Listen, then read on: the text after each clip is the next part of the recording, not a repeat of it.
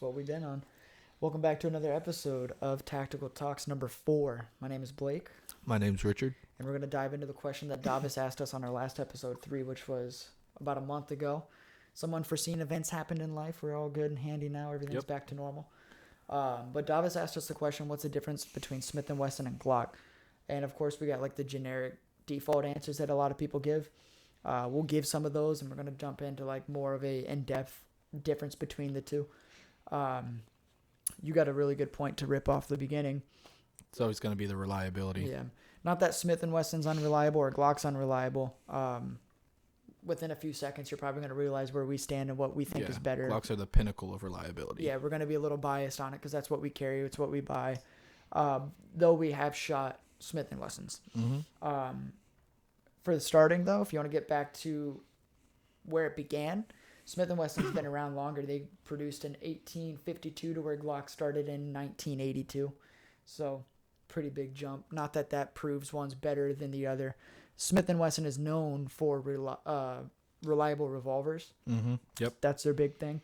They do mass produce the Smith & Wesson Sport AR-15 that they have. Yeah, M&P Sport. Mm-hmm. Mm-hmm. Which is a great rifle. But for pistols, that's what we're going to talk about because I think Davi's interested in buying a pistol. Go ahead, I'll let you rip on some Glock and where it's made. Alrighty, so yeah, originally from Austria, designed for the Austrian military. They do have factories in the U.S. and Georgia. Mm-hmm. And then Smith & Wesson is currently located in Tennessee. You know, they originally were in Massachusetts, but legislation caused them to not be able to manufacture there anymore. Yeah, which I don't know the extent of what happened with that. A little weird, a little strange, because I thought Tennessee was a little different than that. But the sights, though, that's my big gripe on Glock. I love Glock. You happen to have a Glock with you right here. I got one with me as well. Some Glocks do come nice, empty, and clear. Some Glocks do come factory with these U-post sights that you can see on Richard's piece right there. And some do come with, like the 19X has metal 3-dot sights. I'm a 3-dot metal sight person. I don't know if you necessarily care as much when it comes to the sights. Not really. I'm pretty accurate with the stock Glock sights, but I do have a red dot on it now, so I default to that either way. I'm never going to be the guy to be in a gunfight. Of course, I say never, but never is always a possibility. Mm-hmm. I'm never going to be racking this off of my belt, but it's more like I'm kind of careless with these things in the sense of like if I drop them, because I have dropped many of my pistols. But if I'm more comfortable if I drop a set with metal sights versus them plastic polymer sights, not like, my frame's going to break if I drop it, but the weight of the slide tends to drop it down. Yeah, I want it to hit metal first. So it's always going to hit slide first. It's like a cat landing on its feet. But the metal sights make me feel more comfortable. I feel like they're more reliable.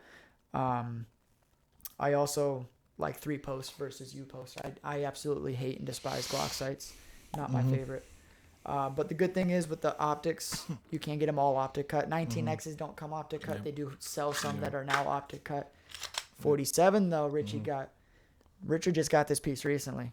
Yep. Before we go any further about this, let me get the rundown on that because that's already. You sold me at the beginning when we were matching with the 19Xs, but that OD green's hot. Yeah, so got the OD green frame. Yeah, that's hot. And it did come optic cut. Mm-hmm. All right, 17 length slide with. I think that's like a 19 length frame. I'm pretty sure, yeah. But just gives it a cool look. Mm-hmm.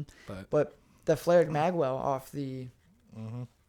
Yeah, got a bit of a flare to it, unlike my 19X has.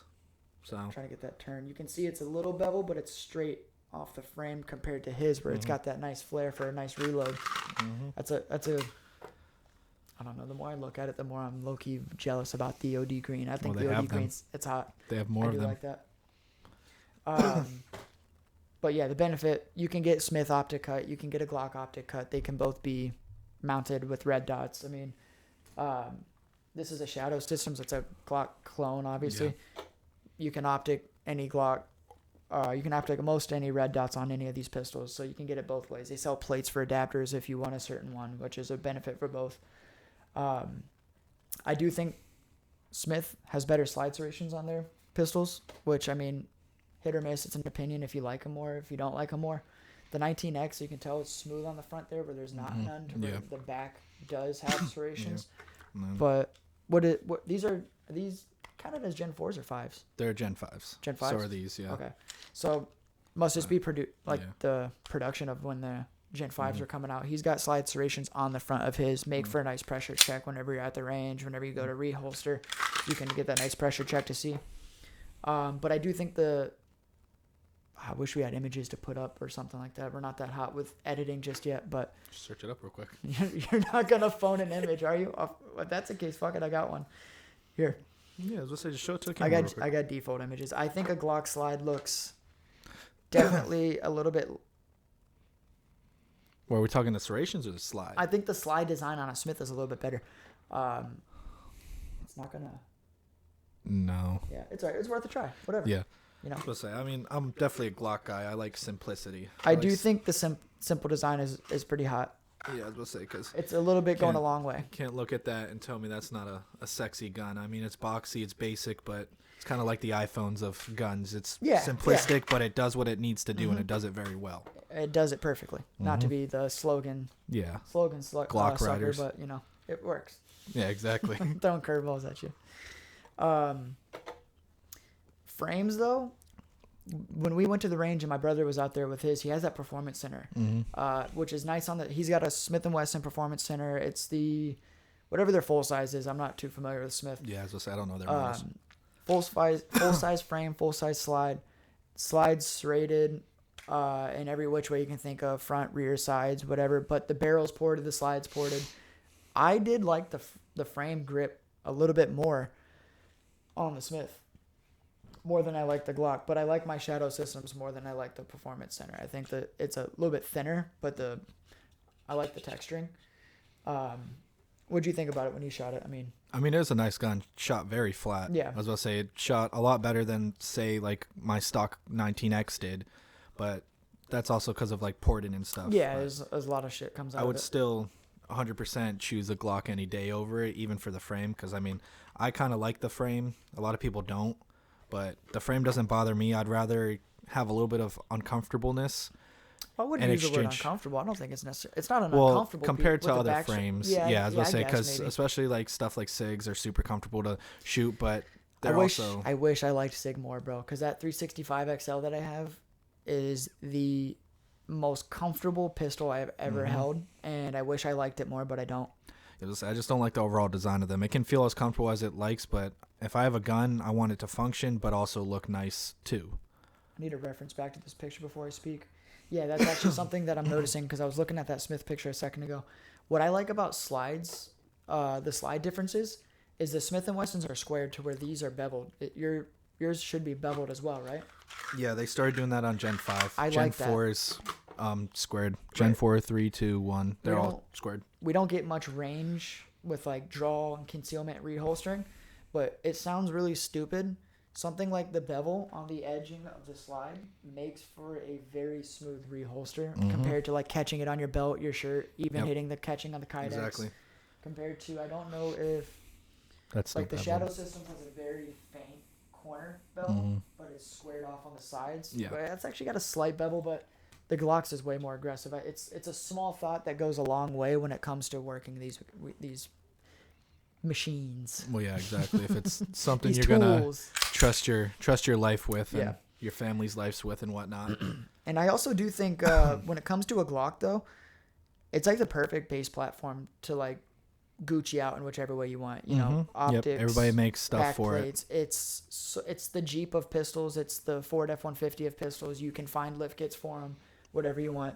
you can ball these out however you want. Like yours, you got the red dot on. I mean, I got the backplate slide release, the magwell, the trigger, and I mean that's really all I got on mine, just for simple looks and designs. But you can do anything, everything to these people.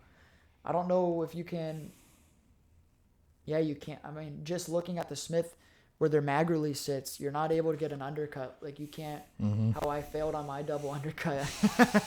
I tried to double undercut one of my old Glocks, didn't look it too hot, but their magwell sits so tight in the corner, you can't get it. What you get is what you get with it, you know.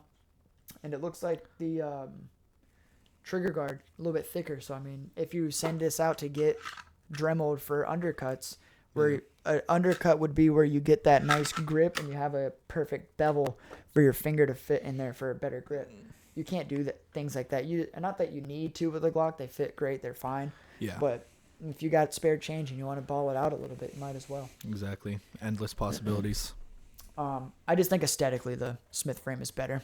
It felt a little bit smoother, but again, when you get down to it, something you carry every day, I can throw a bigger back strap on there. It fits my hand just the way I want it to. Fits perfectly. I know you changed the back straps on yours. Yep. I didn't even change mine till I shot yours. We shot the 19Xs with the same guns. I shot your 19X, and it felt way better than mine because I never ever thought about changing my back straps because why would I? And then I did, and it was an age of Makes difference. a world of a difference. Dude, huge. Capacity. When you get down to the capacity, the magazine sizes, Glocks do come, or the 19X comes with 17, and then you get +1 in the pipe. 17 as well. Sweet. 19s, though, carry, I'm pretty sure 15 rounds? Yeah, 15 rounds. You can buy base pads for both of them, so you can change it. But I know Smith & Wesson has 2 options. Like, they probably have more when it comes to like their subcompacts and things like that, but most of them are 10+1 or 13+1, to where the Glock is already up 3 rounds, 2 rounds. Exactly, so, yeah. And I don't have one on me right now. I got base pads for the Glock clone where I can fit an extra 4 to 5 bullets in it. And it's, I mean, that's not my end gun magazine, but that's a spare mag. So it's like, I'm really holding 19, 20 bullets on a spare mag, which is kind of crazy. I also think I've seen Smith & Wessons with base pads and extensions. I don't think they look as good. No. I mean, aesthetics, if you're an aesthetic guy, you're going to like a Glock a lot more. Reliability-wise, I think Glocks are more reliable. Oh, yeah, 100%. You could run me down on the science between, more fail to feeds, more ejection, whatevers. I don't care. I've never had a failure with this. I did watch my brother's jam at the range, but I don't know if that was probably limp wristing from an unforeseen Dominic limp wrist. I don't know. We'll not count Dom for it, but who knows? Yeah. Though he did shoot this and didn't have a single problem with this one, and he shot your Glock and had no problems with your Glock. Yeah, because they just eat through it. Any ammo you put in them, they'll. You know what I saw the other day? I saw someone take a Glock and shove it. I don't remember what branded magazine it was, but it wasn't a Glock mag or a clone Glock mag. They shoved a Glock mag in there, held it, pressed it. Oh, and it was able to shoot it, and it was feeding bullets. I want to say it was a Sig mag for some reason. Yeah, just couldn't latch because of the It magazine wasn't, catch, but they held it in, dude. So it's like, God forbid you hit World War 36 and you need a new mag or a new mag in the bottom of this. You're going to be able to, you can probably shove an AR-15 mag in here. It might get the job done. Okay. You know what I'm saying? Pricing wise, though, they're both pretty similar. They all start around the $500 range. They shoot all the way up, you name it. But you can spend more money. You can buy a 19X, which is still, what, $560, $70? I've paid $588 for mine. That's on the low end. They're usually about $600 to $650, depending on where you get them from. We'll call it $600, but I'm pretty sure Performance Center is upwards of $7s. Somewhere, yeah, usually about $750. I think is what they charge for most of their performance centers. And the performance ones are hot, but I mean, like, if you're an average A shooter, you're buying your first gun, you don't know much about pistols, you're not going to notice a slide port, you're not going to notice a barrel port, you're not going to notice slide serrations until, like, you really start running and gunning and you figure things out. Like, you might as well just buy the standard entry level, Gucci it out the way you want, make it the way you want, and run it till it dies, which it never will. My cousin Ryan carries a 19. I think he carries just a regular 19. I think his is Gen 2 or 3 though. Thousands of rounds, no issues. Bullets don't walk, gun don't jam, feeds everything. That's what I also like. I don't know about Smith & Wesson, but I can speak for Glock. You can run whatever you want. I ran cheap blazer brass, whatever they call it. I ran expensive ammo. It will fire everything. Yeah. It's not. I don't know if Smith has that 19 or the 1911 style problem where if like you're running something that it doesn't like. My 1911's like that. You got to run certain ammo where it's a jam fest. I can't speak for Smith about it, but I know Glocks will shoot whatever you put in it if it's 9mm. I've only shot a couple hundred rounds through this, but hasn't given me any issues yet, and I've probably never had a Glock jam up. Fucking looks damn good doing it. Because that's a hot. Flex the holster too. Oh yeah. We're not. Got the Turn that thing around. Get the anodized. We love an anodized. The American flag holster. The OD green, right? And that's what's also nice about Glock. Actually, you want to get into that too. Let me see your holster. His Glock 47, my 19X, it fits them all. If it's a full-size pistol, you can run any holster, which is hot. Versus a Smith, if you got the 10-round or the 13-round capacity, you're going to have a couple different holsters. Exactly. And it also, I don't know what they do the retention on. It's got to be the trigger guard as well. So if their frame sizes are different, then... But, like, I know Glock 19, 17, 47, apparently 19X, like, you name it. Yep, 48. All fit in the same holster. They all fit exactly. So you buy one and you're fitting whatever you have, which saves you a headache and some money in the long run. Because fucking A, holsters get pricey. $80 for this little holster. How much? $80. Yeah.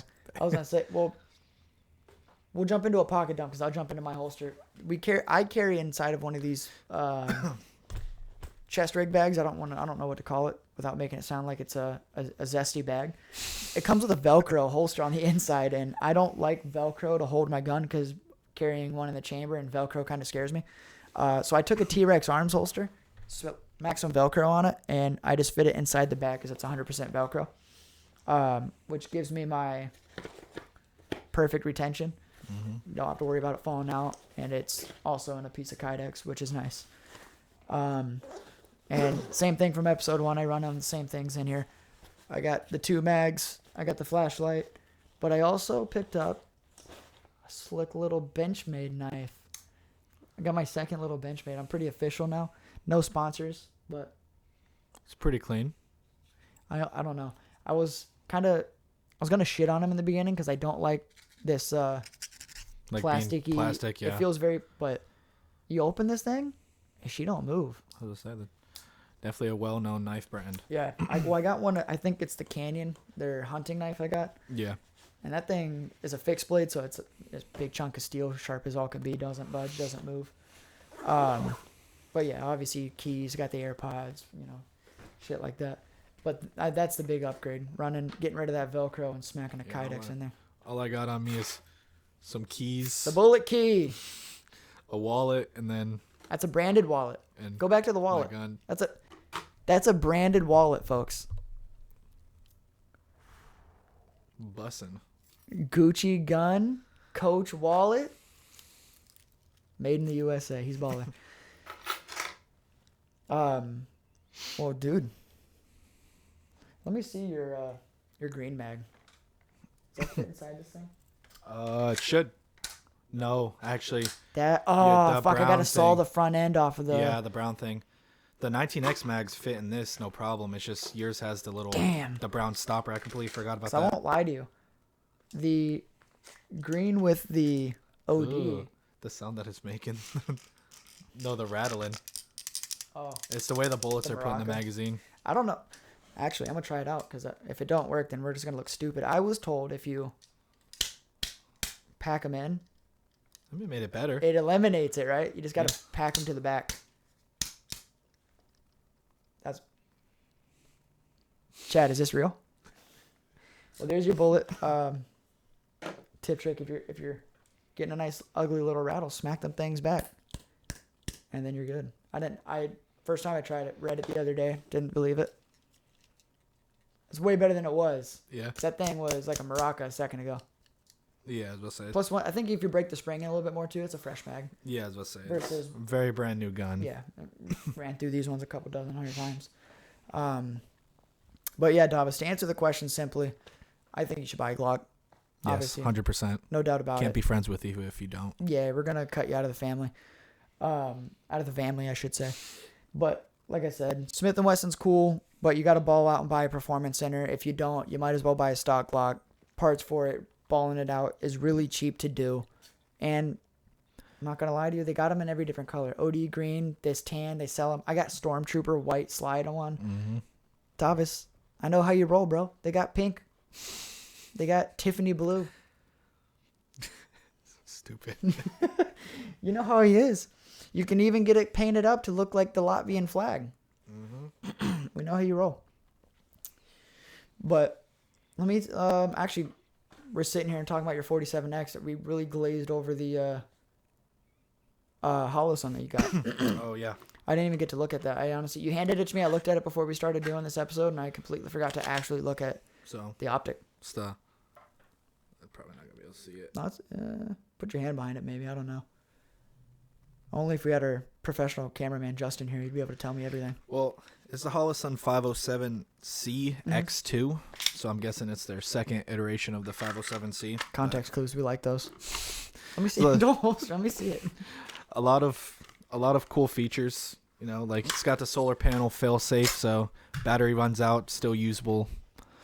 Not only that, it has automatic brightness, so if I go somewhere brighter, it can brighten up the dot, lower the dot if I'm in a not a very well lit room, stuff like that. I'm a dick with your lighting. Well, that actually looks pretty good though. When you turn that brightness down, it's like a perfect dot. It's a nice little sight, and I got it on a deal for $260 instead of $300. When it comes to optics though, I am a brand whore. I am a big Vortex fan. The only reason I'm a Vortex fan is without doing any weird stuff with this. The front of the Holosun, we might even get into a little argument about this. Oh my God. This is going to be good. I hope we argue about this. The Holosun is a great design. It looks great. I do like it. Metal frame, everything you can think of. That little solar panel, little California Pro right there. I like that. But the front of it, very smooth, and the optic glass is pretty close to the front of it. Compared to, I'm a big Vortex fan. I use a lot of their optics. It's got that, you can kind of tell maybe. I don't know. Yeah, it's got what you're talking about. It's a diamond. Well, I'm not showing you. Well, yeah, but I'm probably going to agree. Right, there's not going to be an argument. So I can rack this off whatever I want. Hand, wood, you name it, metal. The texture design on the front of the face keeps the glass covered up, keeps it from scratching. Though it's not deeply inset, it is covering. And then another thing, the glass is just a little bit bigger. Yeah. And you know what they say, if it's bigger, it's better. And that's a fact. No, that's not. Size does not matter. Keep telling yourself that. What do you plan on doing to that? You're going to run it just like that? You're going to throw anything in it? Because I keep trying to tell them, people may agree or disagree. We got friends that don't know much about it. But if we stumble across the one viewer that's got some common sense, they may agree. I think if you throw a gold barrel on that thing, a threaded gold barrel, that'd be pretty hot. Because OD green and gold are crazy color combos to me. Well, I'm definitely swapping out the back plate. And going to put a performance trigger in it. But as of right now, that's all. The only plans I have for it right now. Are we going Punisher back plate? No. Little skull, little. I usually get like the American flag or something. Little American flag with a Punisher, maybe. No Punisher skulls. I'm not a cop yet. Not. That's what cops have. That's so funny. I do love the generic Punisher backplate. It's a hot look. It's tacky. It's trashy tacky. As all fucking. It's awful. I like the. I use the Tyrant stuff, the Tyrant CNC. It's like all machined. That slide release, mag release, the backplate, all matches, which is uniformity. Like I said, I'm an aesthetic guy. You're made in the USA, so you know what I'm talking about. Yeah, I was about to say, because no matter what, this is the best looking gun ever. I don't know. I think I was making fun of you for it at first because like you got 19X, why the fuck would you buy a 47? Like, but I'd solely buy like the camera isn't getting a good color combo on it. Let me see if I can get it maybe on. I was gonna say maybe put some light on it. Hold on. The camera's not picking up the actual color. No, it's just reflecting it.